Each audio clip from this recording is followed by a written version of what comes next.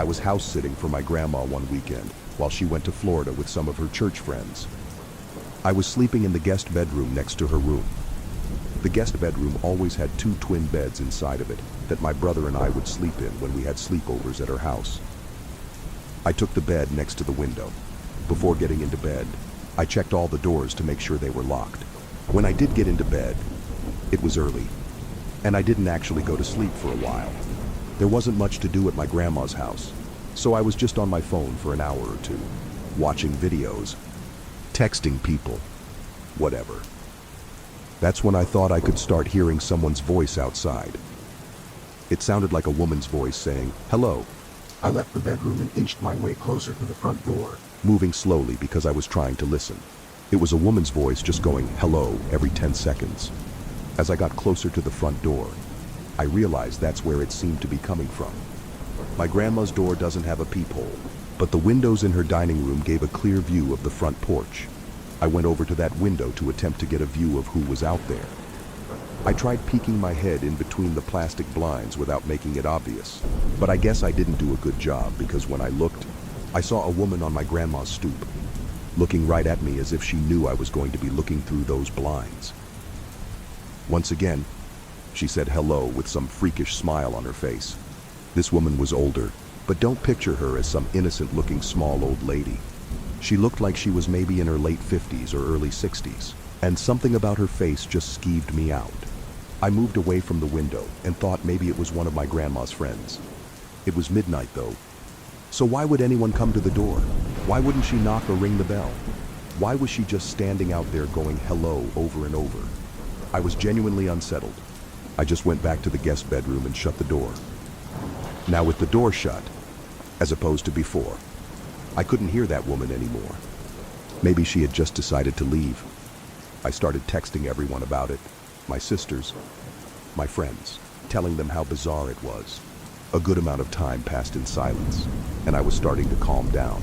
My sisters were telling me to call Grandma, but there was a 0% chance she was awake, and she barely ever even checked her cell phone anyway. Just like that, something broke the silence. A banging at the window. Not a knocking or tapping. A banging. I felt that fierce pain in my chest area as my body entered that fight or flight mode. Shortly after the banging stopped, I heard that familiar voice say, "Hello." With that boost of adrenaline, I guess I had the extra confidence to grab the blinds and push them up. There I was, face to face with this horrifying older lady, with only a thin layer of glass between us. I screamed at her, smiling. Gross face. "I'm calling the cops." I pulled the blind back down and ran outside to the living room. I looked around the house, then ran upstairs to box myself into the upstairs guest bedroom. I didn't want to actually call the cops. I don't know why. I just wanted to wait it out. I crawled into the bed in the upstairs guest bedroom and tucked myself under the covers. A couple of hours later, I was still awake, and I finally went back downstairs to look outside each window. That freaky old lady seemed to be gone. The next morning, I called my grandma and told her what happened. She started yelling into the phone, clearly panicking and distressed. She told me how a few days earlier, she was being watched in the grocery store by some woman about 10 years younger than her who just kept smiling at her for no reason. I told her to calm down. I didn't entirely know whether to correlate the two or not, but when we eventually got off the phone with each other, I did have to give it a second thought. My grandma is 75 and she has lost a bit of her wits, so I do have to take some of the things she says with a grain of salt. But the way she yelled into the phone about the woman in the store really gave me the chills. I still wonder if it could have been the same person. My name is Nicholas, currently a freshman at Syracuse University, which doesn't exactly sit in the safest area. I just went through a breakup with my first girlfriend, so I started getting back into the online dating scene. I was using Hinge when I found some blonde girl named Stephanie who I really connected with. She also went to Syracuse. We both liked to read, go to the movies, and even had the same sense of humor. I suggested we go on a movie date, and she said she would love to. She told me to meet her at some specific point near campus, and she'd pick me up. I waited on a corner of a normal neighborhood block, waiting for Stephanie. She asked me to share my location with her, so I did. A few minutes later, I saw a car turn down the street and start approaching me. Then it stopped in front of me, and the driver rolled down the window. It wasn't Stephanie, though, but some old random guy. He asked what I was doing alone out here, which was insanely weird. I said I was waiting for someone. He asked if I was waiting for Stephanie, and I said yeah. How'd you know? He said he was Stephanie's father and told me to hop in so he could give me a ride to her. I took a good look at him, and he looked a little old to be her father. I'm no idiot when it comes to sketchy situations. So I said in a firm voice, "Why didn't you tell me you'd be picking me up?" He claimed he didn't trust a random guy meeting up with his daughter and wanted to meet me first. I took another good look at the man and didn't say anything. I simply started walking away in the opposite direction from where his car was facing. He started yelling, "Hey, hey," sounding surprised that I was just walking away like that. But I've heard way too many kidnapping stories to know where this could potentially go. I heard the guy's car moving, and I turned to make sure he wasn't doing a U-turn to follow me. I breathed a sigh of relief when he drove straight and turned left out of sight. I continued walking down the block towards campus. I got to the corner of the block, just about to make a turn, when I noticed what I was pretty sure was the same car the man was driving, just parked on the side of the road with the lights shut off. I briefly tried looking into the window as I passed, but the glass was tinted. I tried not making it obvious that I was suspicious and continued walking. I got a text from the so-called Stephanie person saying, "Why didn't you get in the car with my dad?" I ignored the text and continued walking. I kept looking back to see if the car would move. When I got to an intersection in the road, I turned right and then full-on booked it in the direction of campus. Surprisingly, I wasn't followed. I made it back to campus out of breath and started walking to my dorm building. I felt like I heard footsteps following me, though. I thought maybe I was being paranoid, but when I heard a piece of broken glass being kicked by someone's shoe, I knew I was being tailed. I made a point of ducking down behind a van and stopping to give me time to listen for where the footsteps were coming from. They were a few cars away from me, and I remembered I never stopped sharing my location with Stephanie, or should I say that man. I saw him. It was that old man. He was approaching from between two cars across from me. He yelled something that I didn't fully understand, but it sounded like he said, "Come back, and I'll take you to her." He had to be like 60-something. There's no way he would catch me if I sprinted. I lost him easily when I ran and made it back to my dorm room. My roommate wasn't there, so I had no one to talk to about it. But when I lay in my bed, I got another text from that man, and it was shocking. It said, "You're a little piece of expletive. You're lucky you got away. I would have strangled your ugly ass." I still have the screenshot. I replied saying, "Thanks for the threat. It's going straight to the police." And I blocked his number. I still have the conversation saved as evidence, and I plan on going to the police with it eventually. Hopefully, they are able to do something about it. When I was 18, I had a side job as a part-time janitor at my high school over the summer.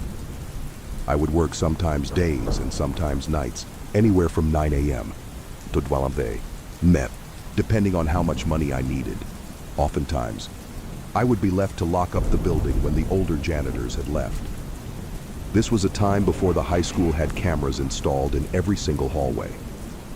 One night, one of my superiors, Tom, had to leave early, meaning I'd be finishing up the rest of my shift alone and locking up for the night. He told me to text him if I needed anything, as he always did, and then he left. I loved it when I was left alone because usually I just did half an hour of work and then just hung around on my phone or left early and still got paid for the whole shift. I definitely pushed it with the things I got away with at that place. One of the things Tom asked me to do before leaving was to bring all the extra seats in the gymnasium from the assembly down to the basement storage room. So I figured I'd do that and then just go home. I grabbed a stack of 6 chairs and started carrying it down to the basement. The lights in the storage room were very dim. They kind of sucked. The whole basement of that school wasn't exactly pretty.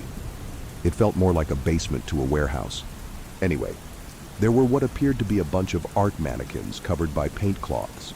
You know, those big things that look like blankets. It seemed all the school's art supplies were stored down here. I dropped the stack of chairs down where the rest of the chairs were stored and went back up to the gym to get more. When I came back down with more chairs, I noticed one of the mannequins was exposed now. The blanket was removed from on top of it. I know for sure it was covered minutes earlier because it was one of the front ones. I texted Tom saying I think someone's down in the basement. He said back, "What do you mean?" And I said one of the art cloths were moved. He took a minute to respond, saying no one else should be there. Then I noticed something.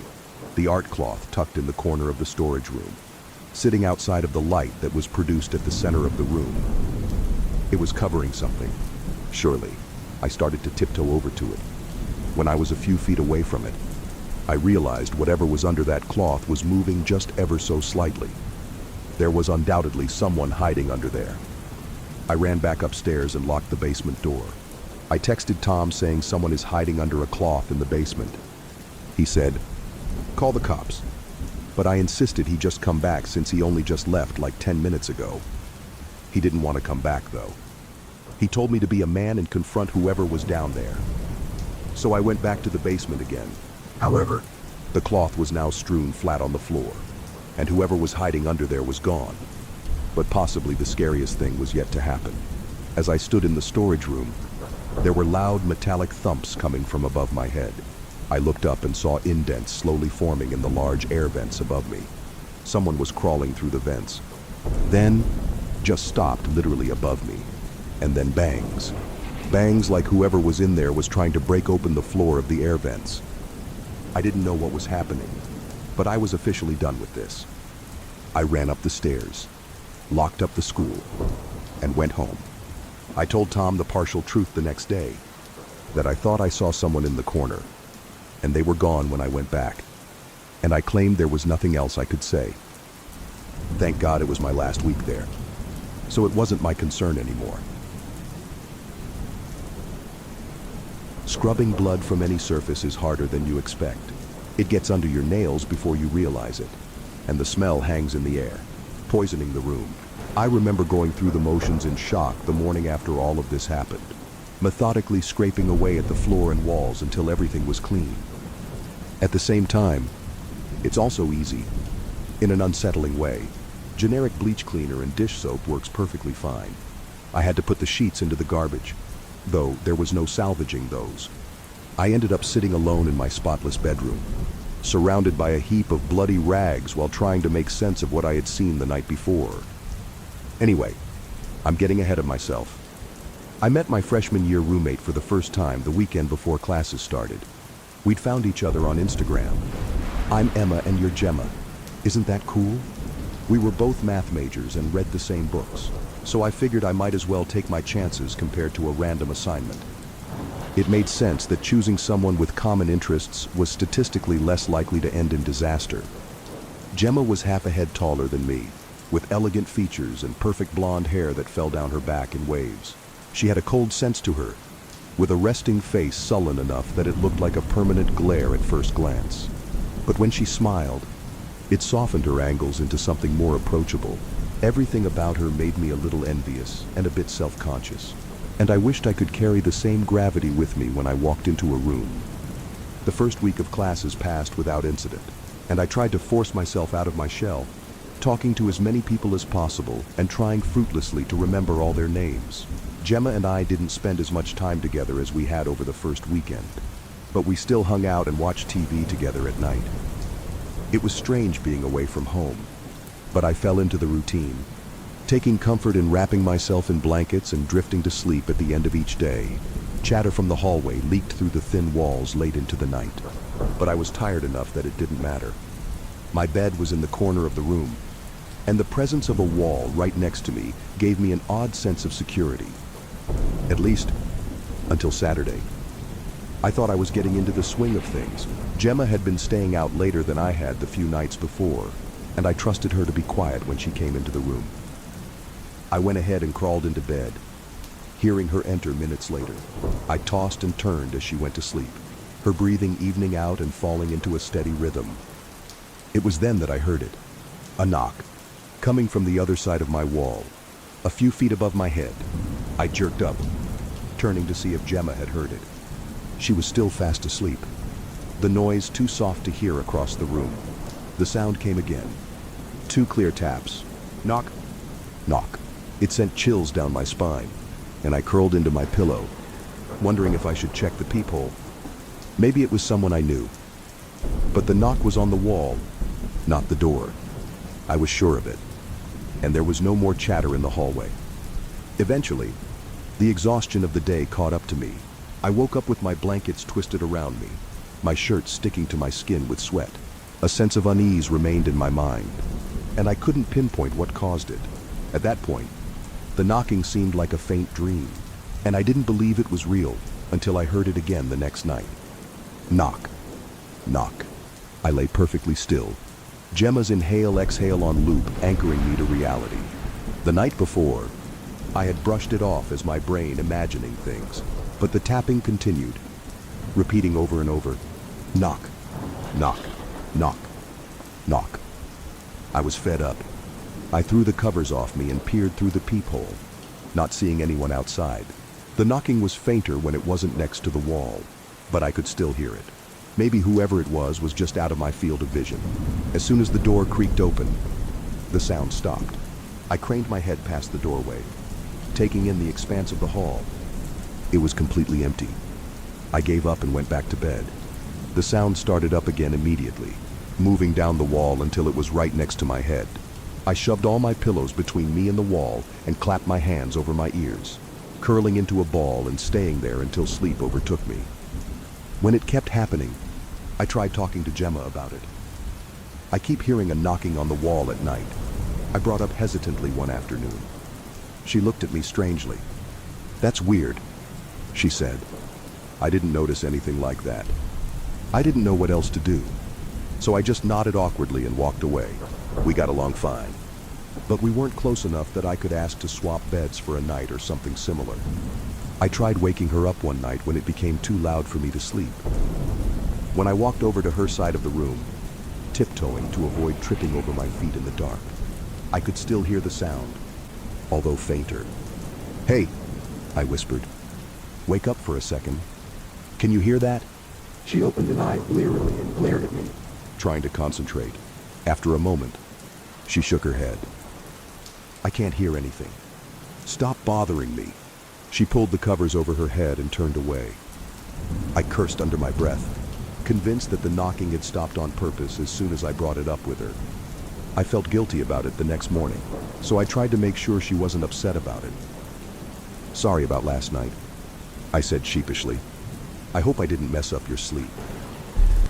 "It's fine," she shrugged. "I didn't hear anything, though." Time passed quickly, and before I knew it, half the semester was over.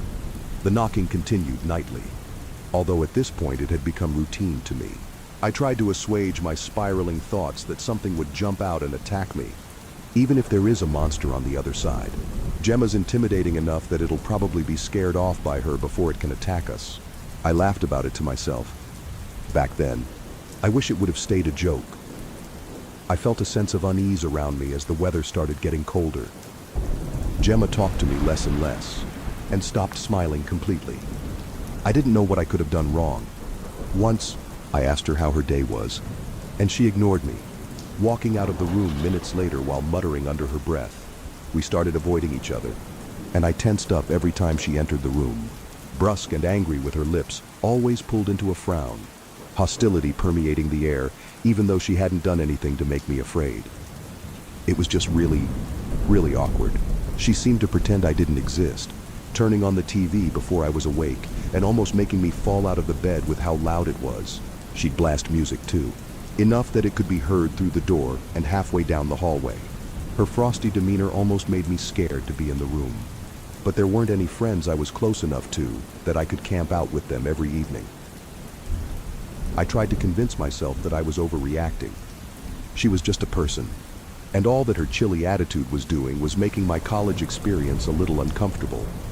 Through all of this, the knocking kept appearing without fail every night. Eventually, I was fed up enough to try investigating. Someone is knocking on the wall, and then disappearing. Whenever I check the peephole, it's empty. and there aren't any footsteps. Either, I had the horrible thought that something could be in the wall, but chased it out of my head. The frame was only a few inches across. There was no way anything living could fit inside of it. The same day, as I was getting ready for bed, Gemma opened the closet door right into my face. It hit me square in the nose and I cried out, stinging pain prickling around my eyes and forehead. She continued as if nothing had happened, and I was so frustrated I could have screamed. Gemma didn't come back to the room that night, and I felt lonelier than ever, sad and angry enough to act foolishly. I knocked back. When the tapping started, I reached up to the wall and rapped it gently, echoing the sound. The knocking stopped abruptly, and I was left in complete silence for a second before it accelerated. So fast it seemed like something was excited. Knock, knock, knock, knock, knock, knock. I woke up in the morning blinking hazy images from my memories, dreams of being pulled into a dark void, an endless array of limbs wrapping around me and dragging me further into the black. I was terrified that somehow I had opened a door, and whatever was inside my walls knew that I was on the other side, soft and vulnerable. I didn't see Gemma around much anymore. Usually, we would run into each other a couple times in the afternoons and evenings. But at this point, it was a surprise to me if I saw her before I went to sleep. Whenever she came inside, she was brusque and perpetually furious, and her demeanor set my heart on edge. Finals were approaching quickly, and I tried to reach out to every acquaintance I had made over the course of a few weeks, hoping I could pull myself out of my funk and finish the semester strong. I had to remind myself every night that there was no reason to be afraid, and my thoughts cycled between various lines of reasoning. Often, I would respond to whatever was on the other side of my wall like it was a friend, only to receive indecipherable knocks in return. Other times, if something's living in there, I hope it goes for Gemma first. I still feel guilty about that one. Fast forward to last week. When it all came to a head, I woke up in the middle of the night covered in sweat, my hair sticking to the back of my shirt uncomfortably. Next to me, the knocking was louder than it had ever been before, which was strange, because it tended to be quiet if I ever woke up in the middle of the night. I looked over to my bedside table, fumbling for my glasses for a second before giving up and squinting at the clock. 3:03 a.m. I glanced up. Gemma was standing over me, a knife poised over my chest. Her lips were pulled into either a smile or a grimace, but it was too blurry to tell. I screamed and rolled off the bed, and the blade caught the edge of my shirt, slicing into my shoulder. I couldn't see the wound very clearly, but warmth trickled down my skin, adrenaline distracting me from the pain. She lunged at me again, and I dodged, colliding with the side of the bed and stumbling. I ran for the door fruitlessly, hoping to swipe at the light switch, but she grabbed me by the back of my shirt, throwing me against the wall. I gasped out something along the lines of, "Why are you doing this? What's gotten into you?" She didn't bother with a response, moving once again to drive the knife into my heart. I flailed and twisted a doorknob open, diving into my closet and holding the door closed with every ounce of strength I had. The doorframe rattled as she attempted to wrench it open, and I could only watch in fear as the hopeless tug of war slid in her favor. I let go, aiming for the door to fly open and knock her back, but she must have been anticipating it, digging the blade into my side as I ran into the room and dragging it backwards. I clutched my hand to my waist, trying to staunch the bleeding as my side erupted in fire, the pain finally overpowering the endorphins. Gemma's movements were erratic, and she swung the knife in wild arcs through the air. I saw an opportunity and drove my fist into her stomach. There was a clatter as the knife dropped to the floor, and I kicked it away, planning to make a beeline for the door and call for help while she was distracted. It was no use. Gemma was taller and stronger than me, and I regretted staying curled up on my bed the entire semester instead of working out as her hands wrapped around my throat and started to squeeze. I slapped my hands uselessly against her chest and face, but it didn't faze her, and spots appeared in my field of vision. The rest is a twisted blur to me. Somehow, I could hear the knocking again. That's not right, I thought as my life was slowly ripped from my lungs. That's too loud. Shouldn't be possible. An explosion of noise. A massive, overwhelming tearing. A whirlwind of limbs and eyes and teeth burst out of the wall. pulling Gemma off of me as if she were a piece of paper. I couldn't quite comprehend what I was seeing. It was tall, taller than the room. Bending in odd angles and wrapping too many arms around her thrashing form. Dots of light that could have been eyes and jagged seams with teeth poking out lined it from head to toe. It tore into her, a blur of gory red. Gemma fell limp. The creature retreated back into the wall and pulled her in with it, leaving me frozen to the floor in shock. I sat there for hours, unmoving, until exhaustion took over and I collapsed to the ground. I woke up a few hours later to see the wall intact, with no indication that some inexplicable being had made its home inside. Thankfully, I hadn't bled out, and the jagged wounds on my waist and shoulders were mostly clotted shut. I cleaned up all of the blood and showered, going about my day on autopilot. The knocking was still there. The next couple nights, though it was softer, "Are you still there?" it seemed to be asking. I was too scared to respond at first, but I gave in on the last time I slept in that room, tapping twice. "Thank you." I hope it understood me. My room change form went through for the following semester. Much to my relief, the police did come by after finals, with Gemma's absence from every exam being suspicious enough to declare her missing. I denied seeing her, and they didn't inquire any further. I still don't know what the creature was, or where it came from. It might still be there. Maybe there are more, an array of inhuman beings taking up in-between spaces, listening for a friendly voice, or maybe it was entirely random, and I had just as much of a chance of being taken as she did. Either way, I'm praying that my mind is playing tricks on me. It's been 2 weeks since this semester started, and I swear I heard knocking again the other night. The thing is, my new room is a single. Wish me luck. I've always been a skeptic. Ghosts, demons, monsters, all just products of overactive imaginations, right?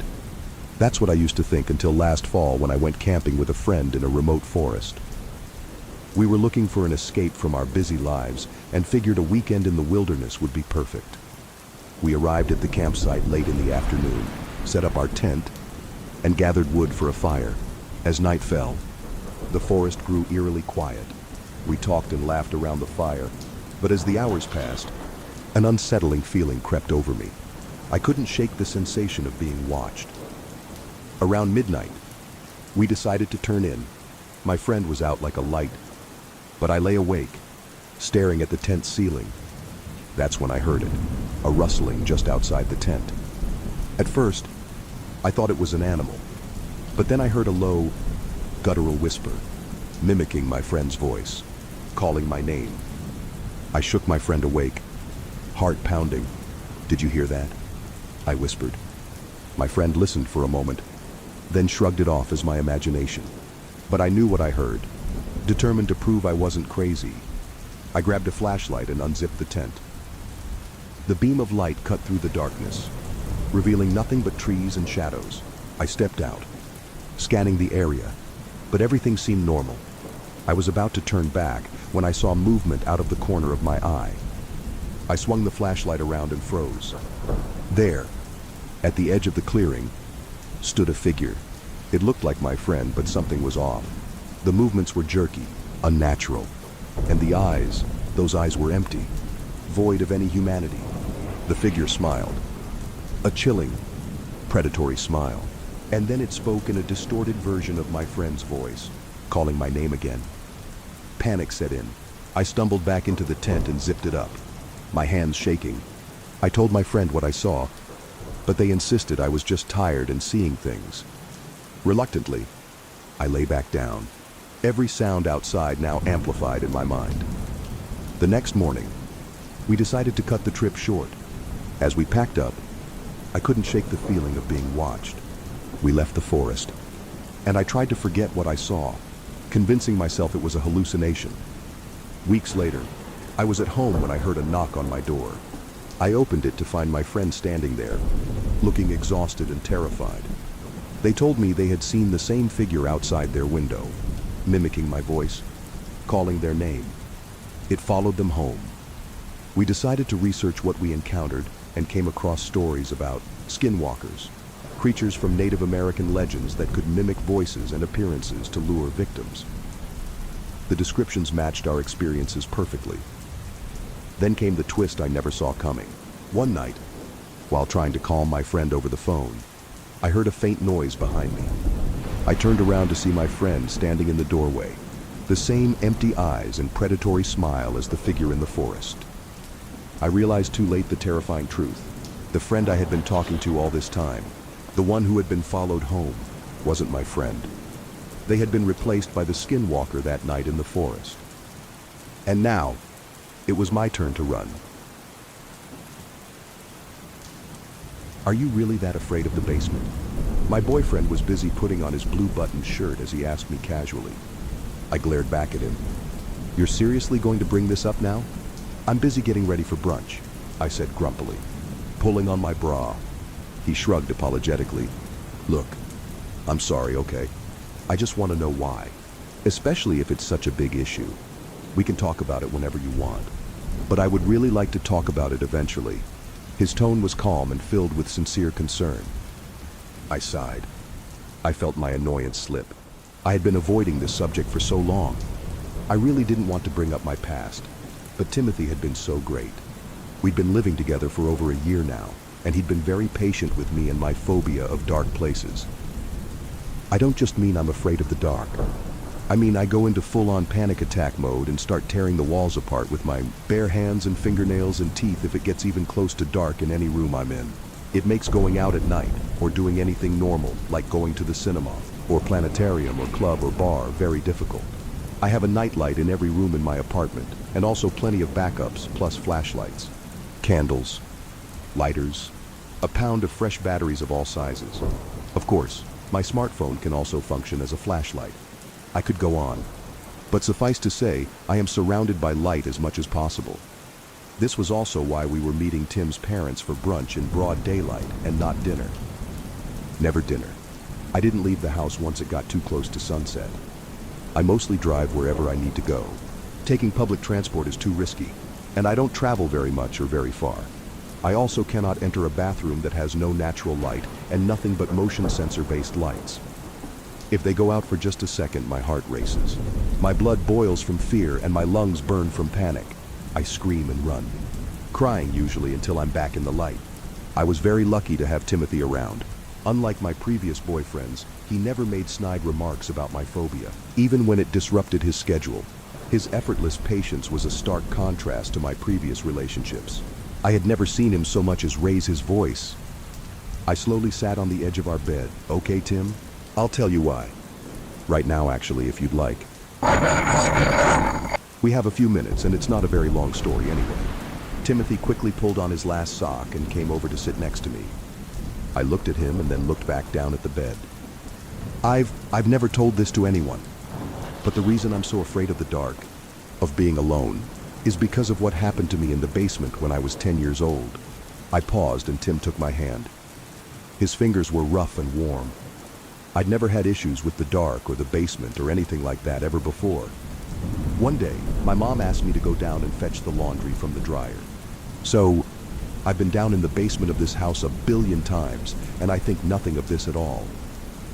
The door creaked loudly, just like normal, as I opened it. I lazily walked down the steps and was busy messing around with my new Walkman when I suddenly heard the door slam behind me. I yelped and was plunged into darkness so pure I thought I'd gone blind. I groped in the darkness for the light switch. I heard it click as the light bulb buzzed to life noisily. As I spoke, I could feel my heartbeat begin to accelerate. I could picture that basement now, that bare light bulb. My hands shook. Tim noticed this and began to caress my hand comfortingly. I continued. The basement wasn't that big or fancy. Nothing but bare concrete. We used it to store some old furniture and photo albums. Of course, we kept our laundry down there too. I was a bit spooked by the door slamming, so I decided to get the chore over with fast. However, as my foot left the last step and touched the cold concrete floor, the light bulb glowed. It glowed so brightly and it burst. I screamed from fright as I was plunged into darkness again. It was also so quiet. The distant sound of my parents or brother now extinguished. All I could hear was my own breathing. I paused again to catch my breath. It had been a long time since I'd told this story. All the memories that came with it filled me with terror. I moved in the direction of the laundry. I waved my hands in front of my face but could see nothing. I knew that there was a flashlight in the drawer of the desk next to the dryer. I took a few tentative steps, expecting any minute to feel bright pain explode through my hip as I bumped into the desk. But I never did. So, I started taking bigger steps. The hairs on the back of my neck stood up. I realized that something was horribly wrong. I should have been on the other side of the room by then. A few steps after that, I should have been on the other side of the wall. Before I knew it, I was running. No, I was sprinting, hoping to be lucky enough to slam hard into the wall, to prove this nightmare a fake. But the wall never came. I ran through cold darkness. Then I heard a voice, a soft whisper. It was the voice of a man. There was nothing abnormal about his voice at all. But it gave me goosebumps. He warned me never to return to the dark. He warned me never to tell anyone. My lips trembled. But I continued, my voice shaky. By then I was beyond fear and incredulity. How could this be possible? Where was I? I yelped and shielded my eyes because it was suddenly blindingly bright, and I felt really cramped, like the room had just shrunk. Then strong hands were grabbing me and lifting me, and I found myself being pulled from a well. Tim's eyebrows shot up into his hairline at this point, but he remained quiet. We still have no idea how, but some men had heard a noise, and once they'd seen me, they rescued me immediately. They found me in a well that was hundreds of miles from my house. From that damn basement. I paused again, rubbing my temples with the tips of my trembling fingers. I had to go to therapy, and no one could ever explain anything. Like I said before, I never mentioned what really happened to anyone. I didn't know whether I was more afraid of people thinking I was crazy, or if I was really more afraid of that voice. All I said was that I blacked out on my way down the stairs. The therapist said I may have gone into a fugue state or something, which basically means they don't have a goddamn clue what the hell happened to me. I continued to go to therapy for years and years, but it never helped. I felt I could never tell anyone the truth. Anyway, it all ended up in the papers, and my family and I had to move to a whole new town. After that, it was just kind of swept under the rug, and people stopped asking questions. My parents never bring it up. They pretend it didn't happen. I like to do that too. So now that I've told you, I don't want to hear another word about it. And if you tease me or prank me, so help me God, I'll dump your ass. I was trying to make a joke to help break the tension, but I could feel myself shaking more and more as I recounted the story. It had been some time since I'd thought about that traumatizing day. I felt tears form in the corners of my eyes, but quickly blinked them away.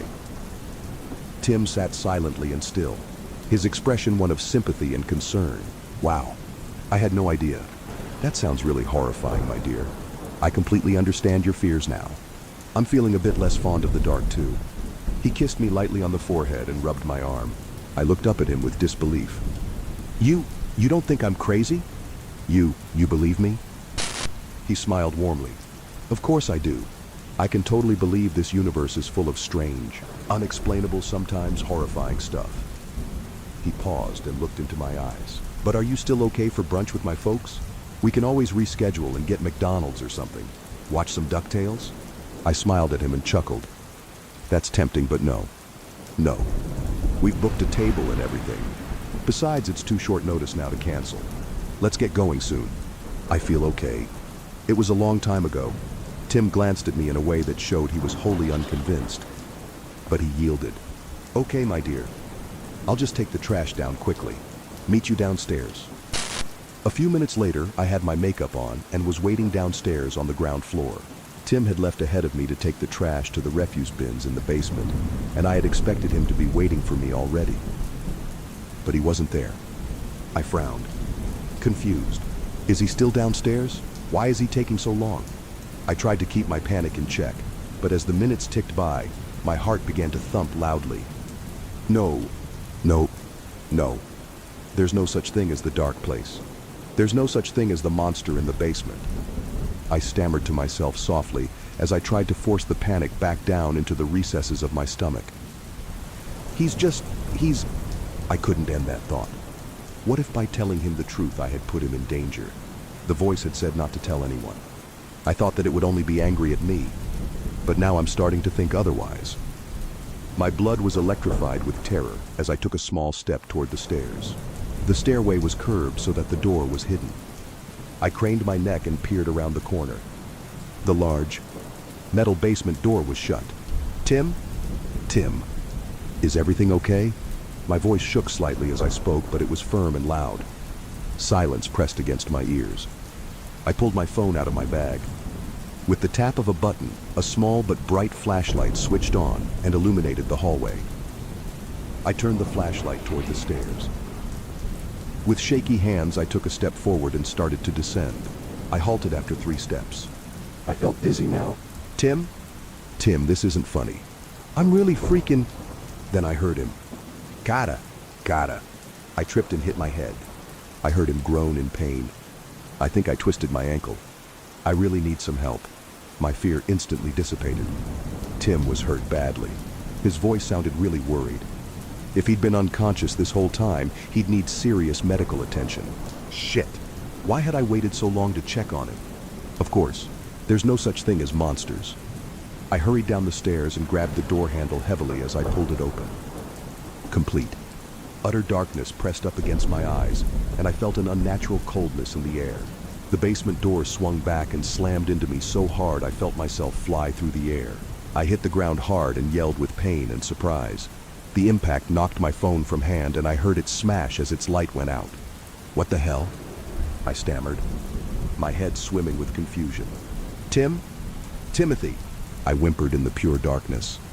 I was sitting on the hard, damp floor, which was the only other thing I could sense besides the horrendous cold, my soft sobs and the musty smell.